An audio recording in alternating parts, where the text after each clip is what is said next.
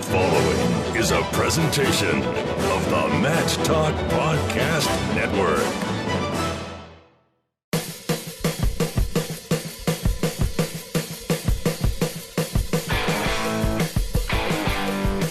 Hello, wrestling fans. It's time for the World Wrestling Resource Podcast.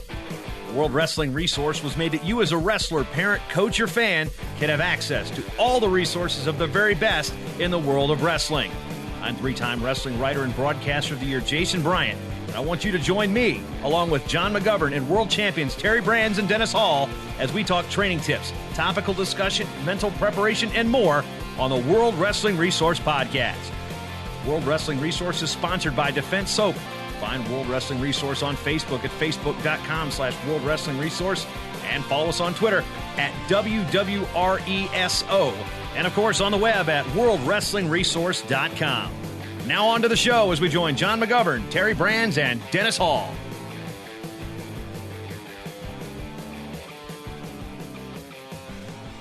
Episode 36 of the World Wrestling Resource Podcast. Jason Bryant here with you, and this is one of the best things about my job, and I do this wonderful thing of wrestling journalism and wrestling media and being an advocate for the sport, but sometimes there are days like today when you realize that sometimes you've just got one of the coolest jobs in the world. And today, it's one of those reasons because I don't have just one Olympic champion on the program today. We've got two. We've got 1972 Olympic champion Dan Gable. He's been on the program before. Welcome back, Coach Gable. And Ben Peterson, 1972 Olympic champion, also been on the program before. First of all, this is just I'm kind of oversaturated with Gable recently, but Coach Peterson, first of all, welcome back to the program. Well, thank you.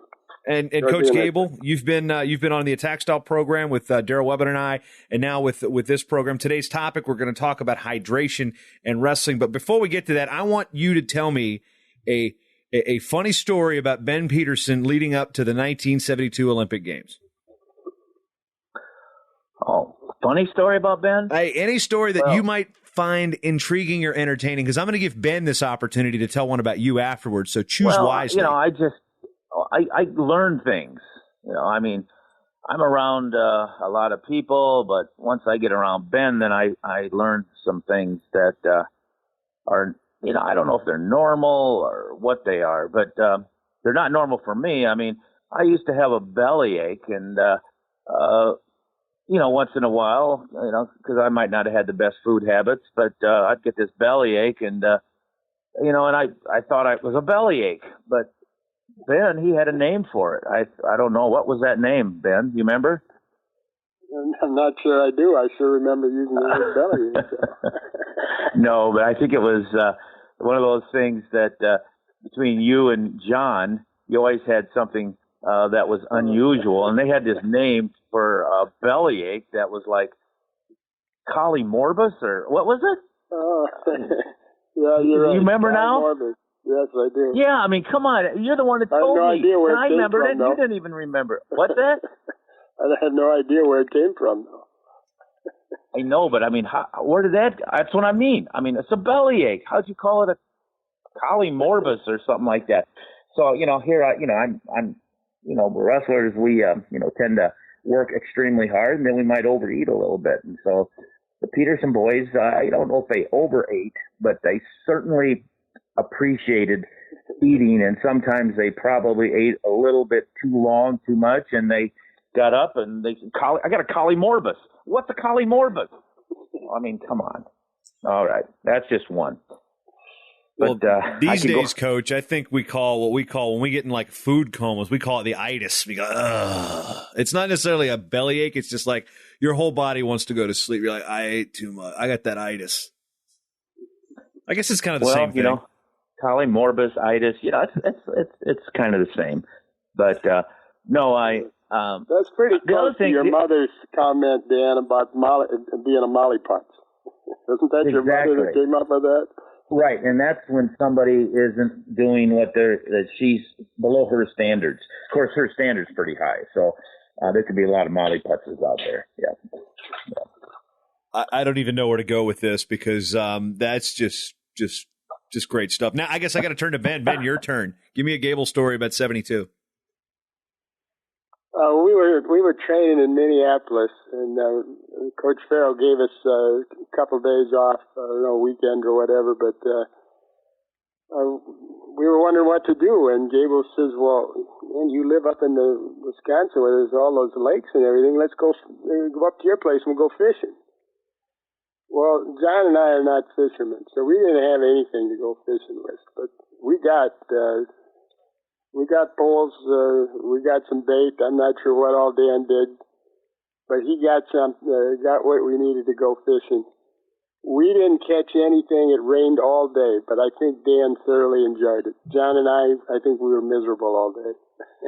But Dan's a avid fisherman, and it didn't matter what the conditions were. He seemed to enjoy that. Though he's never come back again to do it because I think he thinks it rains all the time in Comstock. Well, he does spend a lot of time up in northern Minnesota. We actually talked a little bit this weekend at the Greco-Roman Hall of Champions about his place up there, and he says, "Yeah, I'd like to come up and do an interview with you or just mic you up while we're fishing." He goes, "You just hear me talking about grandkids the whole time." So, Coach Gable, the fishing now is not necessarily all about catching the fish, but it's about spending time with family. Well, we got to catch fish too, because if the grandkids don't catch fish, then they're going to be bored.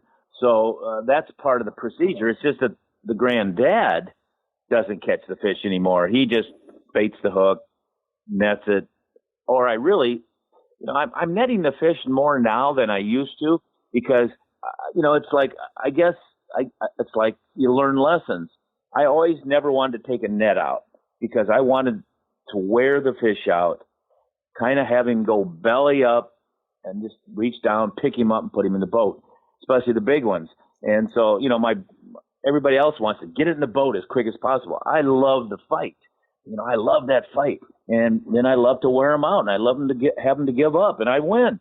But I learned that, sometimes in fishing, if you're going to keep that fish, that's fine. But if you're going to throw that fish back, then its chances of survival go down. So I let him use the net a little bit more now, but I really don't like it. But I am a kind of a nature guy too, so it's fun, but it's not as fun as it used to be when I used to take me 10 minutes to bring a fish in. So anyway, go ahead.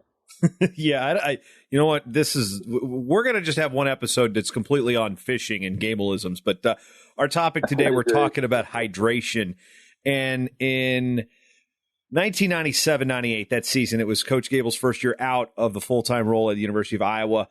3 wrestlers passed away that year: Billy Saylor at Campbell, Joe LaRosa at Wisconsin Lacrosse, and Jeff Reese at Michigan. This caused sweeping changes, and this was probably one of the fastest policy changes in not just NCAA wrestling history, but NCAA history across all sports. And Coach Gable, let's just go back to that time frame. What do you remember about that situation? How controversial it was? I mean, it made the New York Times. I mean, wrestling was on the front page for the wrong reasons, and the hydration and weight cutting, the elephant in the room that nobody wanted to talk about is up front and center. What do you recall about that time and what eventually happened?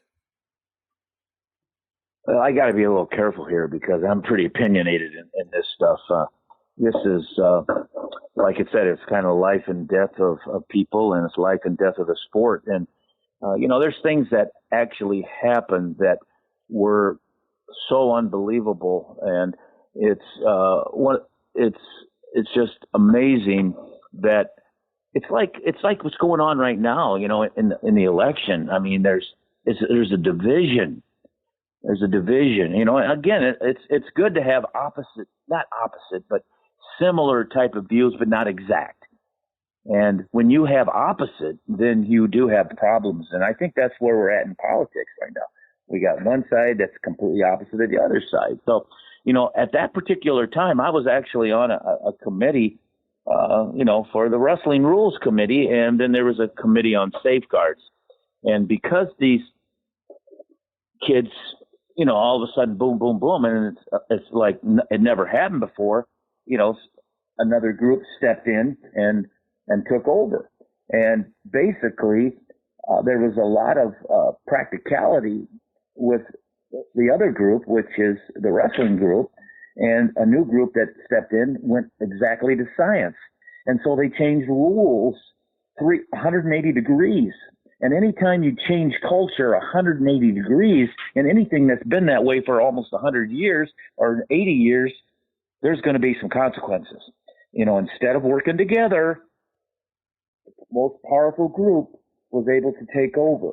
And so instead of minor little alterations, we had major complications because of extreme changeover. And it didn't even happen exactly right away. It took about a year and a half or so to where the kids actually realized, the kids or the wrestlers realized that they could do some things that they had never done before and get away with it. And it would be their competitive advantage. Like instead of having a normal range of making weight, they would double that. I mean, and they'd weigh in the day before. You could weigh in 3 days before. I mean, it was just unbelievable. But that's life, and I think we're still paying a huge price. But I mean, there's some families that are paying a huge price too. But you got to realize what took place during that time. And we'll get into that a little bit more here. And I kind of had privy to some inside information from the Center of Disease Control, those type of places. We'll talk about that a little more. But I think it's one of these things that needs to be addressed again because it doesn't need to be altered unbelievably, but it's kind of holding us back. It's kind of like the controversy of, is the singlet good for the sport? Does it help us or hurt us? Does the hydration test help us or hurt us? There's quite a bit of discussion out there that really it needs to be addressed, and not just to the most powerful authority. I really think that you need to involve the practical as well as the scientific. So that's my start. All right, Coach Peterson, let's get your take on this situation. And let's just start with the importance maybe of hydration and get into your opinion on how wrestlers should be hydrated, the old school way, the new school way, the Ben Peterson way. If you don't mind, I will actually make some comments about somewhat asking Dan, if he knows any further, is why those 3 deaths happened. And I think they responded to something different than what really caused those 3 deaths. Without doubt, there were ways that making weight was not always proper by athletes. They were doing things that weren't the healthiest for them. But none of that was dealt with. It was just that we have to do something really fast now because we've had 3 deaths. Why did those 3 men die? That has never been stated, never been explained publicly why those 3 men died. And I think that is significant, why we make all these rules, but we don't deal with why that had to come about. So when you ask, what do I think of the hydration situations that we do today, I think there's some aspects of it that are good and advantageous, but they're so cumbersome. They're so there's coaches and athletes that are just struggling for days to do things through the fall. That it just. I think if those same people went back and saw what they've created, they'd make some changes. Ben, don't you think that a good term would be it's really unrealistic for a group of sporting people to have to go through some of these things that you're talking about, especially when you have to learn how to actually get around or to make it? I think the biggest thing is that they have some unrealistic expectations of your hydration, and it's really it's a process where you can learn how to do it, but it's like, why should I have to go through all this? And it's just it's an unnecessary reality of the sport. But there is some educational value to what you're talking about, but it's really time to maybe relax and move forward a little bit more and make it more easy to be able to go through the process. Yeah, so I won't argue with that. The process at which they came up with, how much have we adjusted? How much have we refined it since it was made almost 20 years ago? And I don't think we have. It was made overnight. And so my comment about various things that happen in the sport of wrestling really shows the resilience of the coaches and the athletes, how they all adjusted, back in the late 90s when these things first started coming in, and they've made adjustments since on this and other things. And but certainly it would be worthwhile for us to evaluate aspects of it. Can we get it sharper? In the recent copy of Wrestling USA, there's an article by Craig Horswell. He wrestled for the University of Wisconsin years ago. Dan, you might have met him. He's a doctor. Yeah, I know him. I know Craig. Yeah. And he has a very good article here on perfecting the prediction of weight classes, what he titles it. But he goes through and describes the different ways of the skin folds, putting the body in a tub of water, and how you determine what the fat percentage is by those different things, and how scientific or consistent they are. And there really is some questions about that, and who is actually doing the skin fold test, for example. There's an electrical one that is done. I remember having a skin fold and an electrical one done and testing me, and they get different results from time to time, and it just from minute to minute. There are just some things that can we do better on that. Those things are being discussed. They need to be. They need to be constantly evaluated.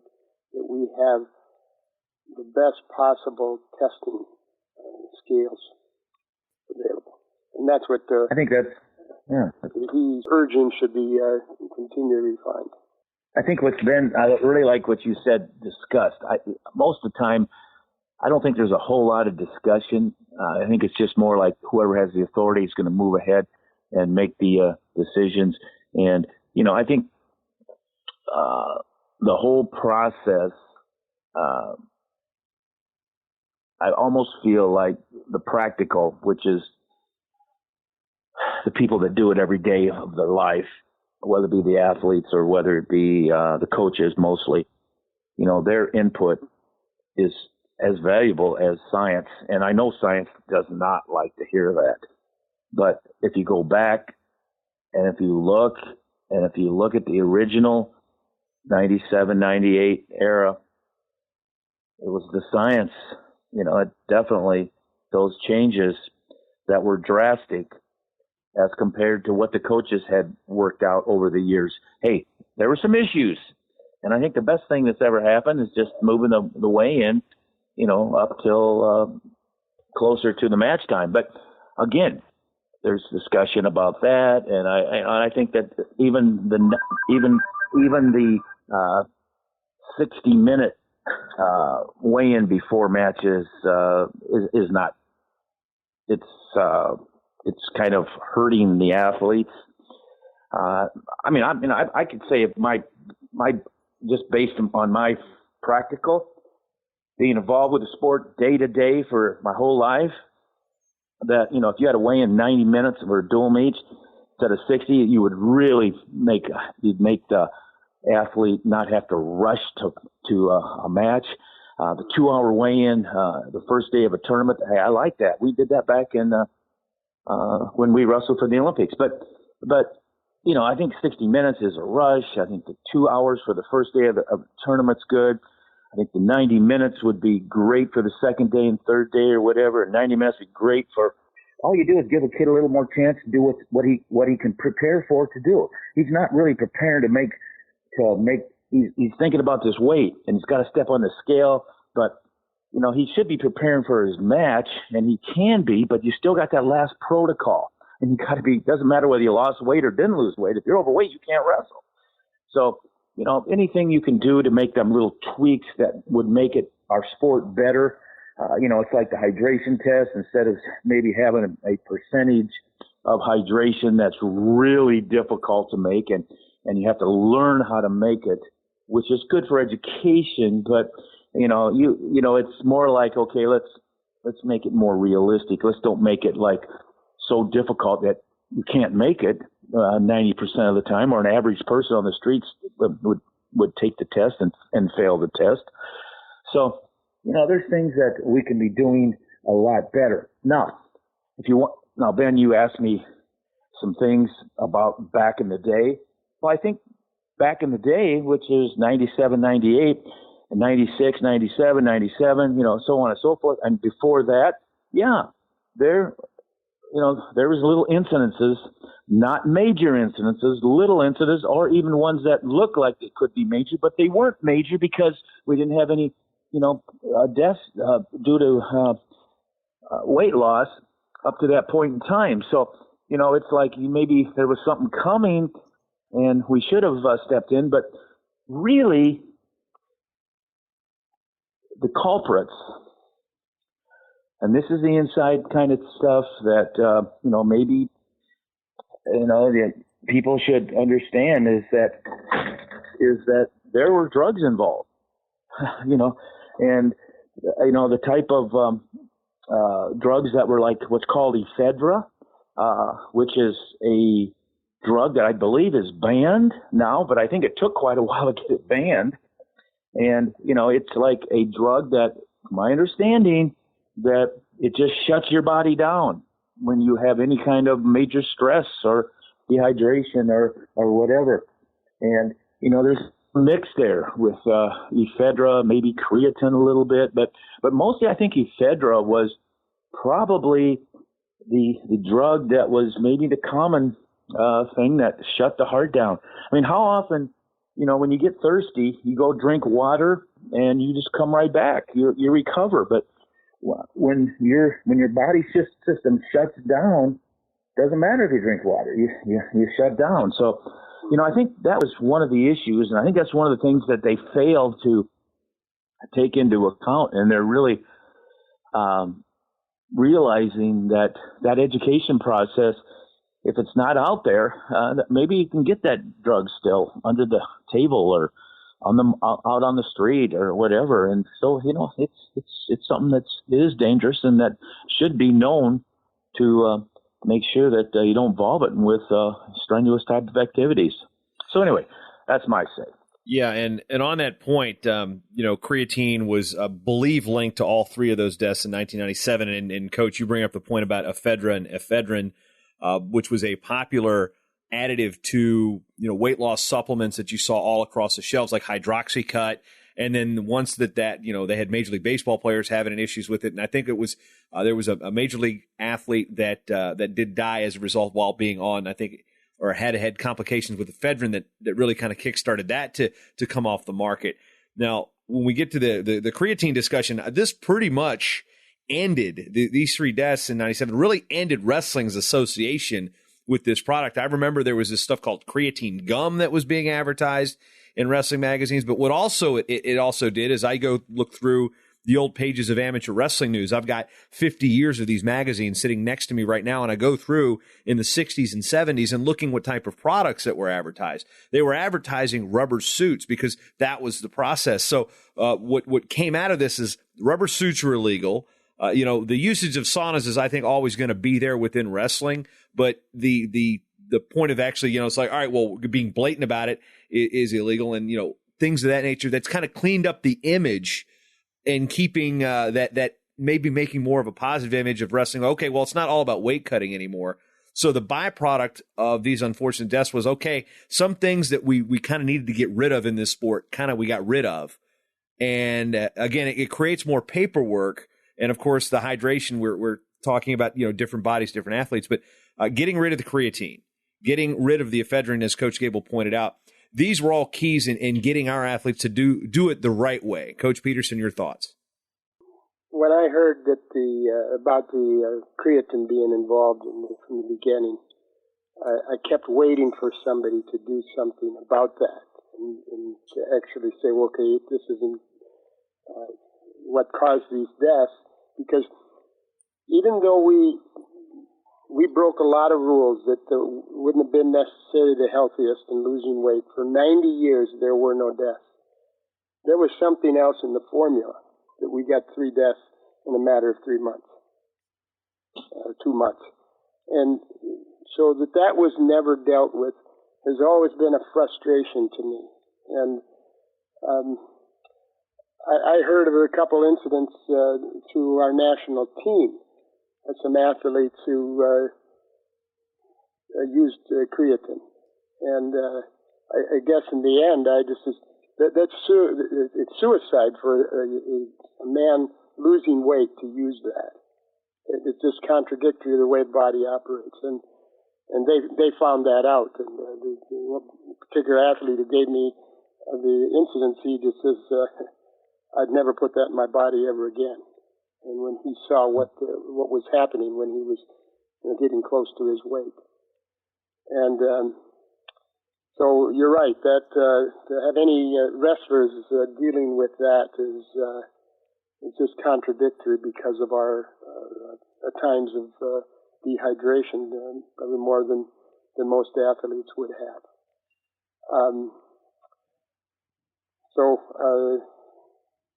I've felt very strongly about that.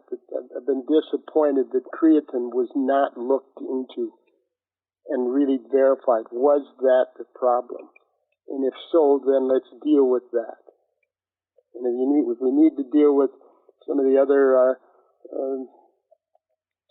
extreme, unhealthy ways of losing weight that was done before, fine and dandy, but the real issue was not dealt with at that point. When Dan earlier, I have a comment I want to make about the time away, but we should finish this creatine first.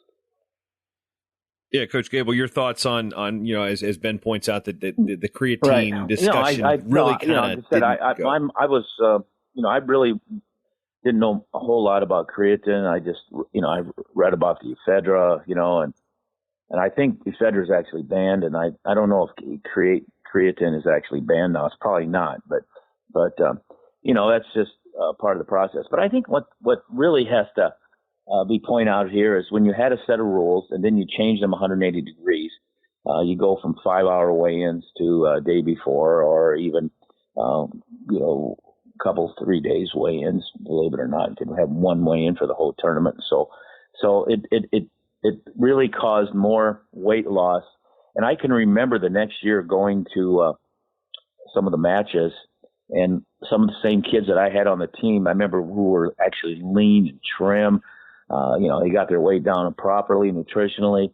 All of a sudden, I looked at this kid and I said, "My gosh, you look different." And he goes, "Well, I weigh a lot more now." But I said, "You rest the same weight." He goes, "Yeah, but when you get extra overnight, 2 nights, you want that's a competitive advantage." And so he was just looking like out of shape. I couldn't believe it, and it was just, people were, instead of having a system that actually worked somewhat and we could tweak that system to make it even better, they went the other way. So instead of losing, whatever amount of weight, they were losing twice as much weight.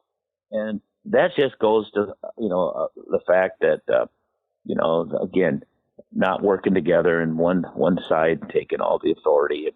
And they probably felt like they needed to because they didn't really understand what was going on. But that's because they didn't understand. I mean, when you work with something every day, you never want to get rid of those people. You got to still keep them there for giving you some solid advice. So, that's where I'm at. But anyway, so yeah, I'll be interesting to It'll be interesting to hear what you have to say here. So, me and Ben, we go back a long way, but. Yeah, I totally agree with that, Dan. You're talking about the coaches needing to be in the middle of this, and certainly wrestlers too. But the coaches, well, Ben, seen it year after year, and would do right. It wisely. I'm a big sauna advocate, but it's not from so much weight loss. It's just from like recovery. It's for I look at it for the sport, for training, for recovery, for being able to get yourself, your mind. I use it for a lot of different things, but I use it for life. We're taking away some things that, if people stay healthy their whole life, it's because of certain patterns of what they did in their life. And if you use them right, they're good. Now, you may not have liked it like I did as much, but I'm still an advocate, and I feel like those issues are educational issues, and in college, I call it a institution of higher learning, but yet we just ban things, and it's like, whoa, let's educate these guys, and we can work it so we can't give them free access, but we should certainly educate instead of. We should follow what our school, the guidelines are, an institution of higher learning. And so by banning and just cutting out, all you do is you hold back your life. It's like, I think what I say is like, if somebody smokes, it takes a minute off your life. I don't know, every one of them. That's what they say. Who knows exactly what, but. And so I say when you take a good sauna, it actually adds a minute to your life, or it neutralizes that cigarette you smoke. But if you do, and you should. So I just don't understand why people ever go the route of just banning something or using something because it works. Like this hydration test, it's working. Well, is it really working, or do we know how to make it work? That's all. I think there are some good rules to close the match weigh-in, like we talked about, and everybody has their own thoughts on that. But I just, I got my own, and this is what I do. This is what I do. So. Well, Coach Gable, it's kind of interesting. You mentioned the sauna and the cigarette thing. When we were over in Tashkent, Uzbekistan, there's these guys in the sauna smoking cigarettes. So that just like cancels out the whole effect. You're just wasting your time. Well, not really, because the person that doesn't smoke actually is moving ahead, whereas they're just going equal. And so it's like drawing instead of winning. But maybe you won't be losing as much, but a little bit. You're still losing. I just say that was a little unbearable. Plus, in these, don't want if you're in there, you can't. You're inhaling the same thing. It was brutal. So you gotta get back out. It was brutal. Yeah. Me and Brandon Slay were in there. We're like, we got to get out of here. And of course, those Russian, the Soviet era saunas, they get pretty hot. They're not like, oh, it's a hot sauna at LA Fitness or something. This is a hot freaking ex-Soviet sauna here. But anyway, as we move forward in this discussion about the weight certification process, there's a lot of rules. There's a lot of paperwork. High school coaches complain about it. College coaches complain about it. But, you say there were no deaths before 97. We haven't had any since that are related to weight cutting and the questionable supplements that were being used at the time, the ephedrine, the creatine. And we've had weight class changes. Do we think that the weight class change has given us a college wrestling product that's better technically than it is focusing on guys that are 118 pounders, but they're going out there weighing 135 pounds? Coach Gable, your opinion there? Well, again, I don't like the fact that you take a weight class away from anybody in our sport because sometimes when you look at a kid that's just, if he's that small and he has to go against somebody bigger, and see, a lot of people don't, again, some of the questions, this is unbelievable that of the people that were dealing with the weight loss issue didn't understand the difference in size for competition. And I can remember what they were saying to me. They were saying, well, a football player, 160-pound football player has to play against a 300-pound football player. So what's the difference? Why do you even have weight classes and stuff like that? Well, that's just, they have no practical experience. I got tough enough that I could wrestle different weight classes, but not at the beginning. But I had to get there to be able to do that. I mean, most time when you're out of your weight class, if you're going against a good wrestler, it's a major advantage to that heavier weight class. So, it just depends on how you think. I mean, for me, that was one of my goals, being able to go up and try to be able to beat people in higher weight classes, because then I could maybe make it easier for my own weight class. But I do think that it's time to evaluate what's best for the sport, because we are losing kids right now. We're losing kids because it's a tough sport, more tough than the culture out there. But it's a sport that we still need to keep. We need some of that. And it's a sport that maybe we need to look at, why are we losing some of these sports? Well, maybe some people don't want to go pee in a cup. I mean, it's like, and I think, some people don't want to put that singlet on, but it's making decisions for the future that's going to encourage kids, because not everybody's going to play football and play basketball. And, our sport's good. It's a great sport. So we want to continue to add for the future, but we want to make it better for the future. And I think this is one area that the hydration testing can improve upon. It's pretty invasive, to be honest with you. So go ahead. Coach Peterson, give you a chance to wrap things up here. Final thoughts, just discussions, maybe some tips or ideas that the wrestling community maybe needs to consider as we make sure that wrestling is a healthy sport. We get the kids out for not just the sport and the competition, but for the physical fitness benefits of it, as well as the fun and brotherhood and sisterhood that we all gain as being part of this wrestling community. Well, I appreciate Dan's perspective here in describing, first of all, what happened years ago in the 90s. And it explains to me better of why we ended up with the rules we had. But I'm going to give you a perspective. When I was coaching then, I was coaching a college team, and we went through all of that change. And I became the cook for my team. All of a sudden, we're weighing in an hour before. I go to meets to this day, and I see coaches weigh in.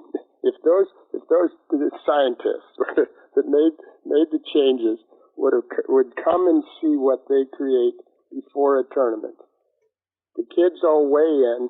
The athletes, they weigh in. They come into the gym, and they're all lined up with their different teams and their coolers with their food, and they stand there and eat for 5 minutes, maybe 10, and then they go out to get ready to compete.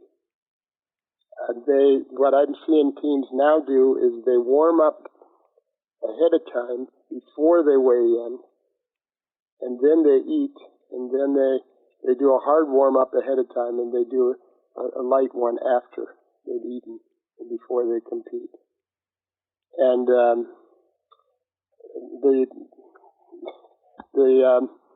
a ritual that they go through in those last few minutes with that weigh-in and meal sitting right in the middle of it in a gym, all together. And Dan and I, we remember, we'd go out and we'd go to a restaurant and get a meal after we weighed in. Then we would go to a tournament. We did the same thing with the dual meet. I think our product as a wrestler on the mat was better. And when I started, all of a sudden, I got to get a kid ready for competition, and he's going to have no time between the time he gets that energy in his body and then goes. And You say, well, then you shouldn't be losing that weight. Well, that's what we ended up doing, is we tried to avoid as much losing as possible. But kids are going to constantly keep trying to edge themselves on that, and so I say that time needs to be looked at again. What did we gain by doing that 1 hour thing? The day before thing was chaos, and whenever I see that just totally baffles me. Dan is right. It causes people to cut more weight than they otherwise would. But so I think the time needs to be reasonable, that you can at least relax to get a meal before. Otherwise, why don't we just do it before you step on the mat? The mat side weigh-in has been discussed, and it's some people have been proponents of that, but I think what we're coming up with. I would not. Yeah. So those are things that I guess I would really welcome a discussion and an evaluation on where can we change and improve it, because the more things we have. All these little things that go on in the fall. I see this in the teams that I work with. I go in this kid sitting along the edge. They can't work out yet because they haven't made hydration. They haven't been able to weigh in yet, and that goes on over and over again. And the times at which the schools and their medical people are not available to do it, and it just you tell a kid he's got to do this. Just more reasons. What am I going through this for? And Dan and I, we've coached guys who are serious. They're going to go through whatever we give them. But why in the world do we have to do that to everybody? We should be able to find some ways to make this simpler. Coach Gable, final thoughts as we wrap up this episode. Well, I agree totally with what he's saying. I think the mat side thing, again, he doesn't like that either. And that can't happen, because if that happens, then now you're focused totally on weighing in instead of wrestling. And the fact that kids are going to miss weight at there because they're going to stop by and get a drink, and they don't even lose any weight, and they're totally hydrated, but they're overweight. So you're just going to make a mess of things. But when I say an hour and a half, I'm just saying let's start working towards something that's reasonable. And so he jumps right into it, and he's doing what I really would rather do. But I know that people are going to have a hard time jumping back to something that they said, well, that was the case for many years, and we had a lot of issues. Well, I think the big issues is education, and the big issues is teaching kids, if they how to be nutritioned, how to have nutrition, and how to if you're going to lose body fat, you do it the right way. So that's part of the process, but. Anyway, there's some protocols that Ben is talking about that are absolutely holding our sport back. Mike Moyer, the head of the Coaches Association, says, our sport's been kind of going downhill. And I don't think it's really because of our sport. I think it's because of a lot of the little intricacies that you have to do to be a wrestler nowadays. And maybe some people just want it to go away, and so maybe they're working against us. Well, there's enough that's working for us that's not going to happen. But the numbers, you can affect the numbers. And we just want to actually promote our sport as well as we can and educate our kids as much as we can. And, if we work back into it and we give them 3 hours, we had 5 hours, and that was pretty good. But I don't think they're going to jump right back into something that they said that maybe had a lot of issues. It was causing some weight loss issues like day before. If you look at the Olympics and the World Championships, they all are the day before. And I don't necessarily, they all wrestle on the same day now. And that's being looked at pretty heavily right now, and it might be going to 2 days. And now the big controversy there will be whether you weigh in 2 days or not. And they're going to, the upper people aren't going to want to weigh in 2 days, so they're going to go with one weigh-in probably, but it should be two days, and they should give them a kilogram the next day or a pound or whatever. But it's just that the people of authority are going to make some decisions, and they're going to want to do it the easiest way instead of necessarily the right way. And we'll see what happens. But for our sport, we always want to do the right thing, but sometimes we do the wrong thing, and it's usually a group of people that really are in control, and sometimes they think it's the right way, but it's just you got to know more the right way, and you don't want to make the same mistake twice. So yeah, I really enjoyed what Ben said there, because ideally that's what we'd like to be, but let's start. If anything, let's make some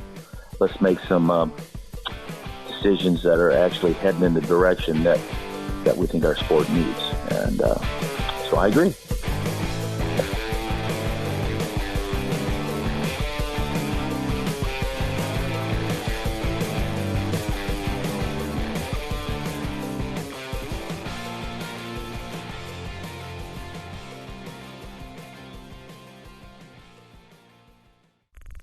This show is part of the Matt Talk Podcast Network. For more wrestling podcasts, head over to MattTalkOnline.com.